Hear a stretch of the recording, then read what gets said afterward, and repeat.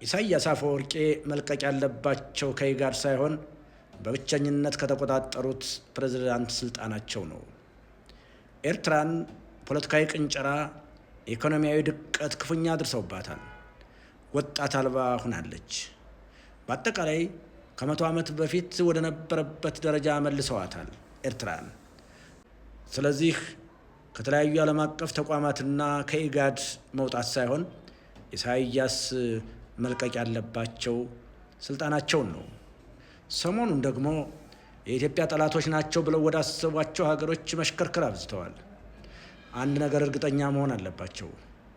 እንደ ማጅላን ዓለምንም እንኳ ቢዞሩ ቢሽከረከሩ ከቀይ ባህር ኢትዮጵያን ሊነጥሏት አይችሉም። ሀብታችን ከመጠቀም ማንም ሀገር አያግደንም። የማንንም መልካም ፍቃድም አንጠይቅም። የጨነቀው ዱቄት ከነፋስ ይጠጋል ይላሉ አበው። ጨንቋቸው እንጂ እነዚህ ሀገሮች በየራሳቸው ችግሮች አሉባቸው።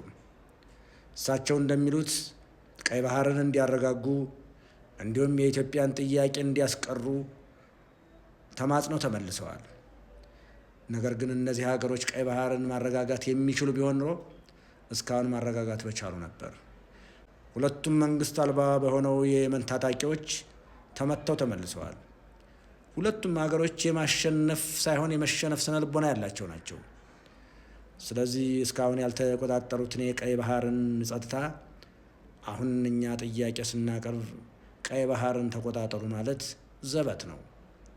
ኢሳያስ አፈወርቂ መልቀቅ ያለባቸው ከስልጣናቸው ነው።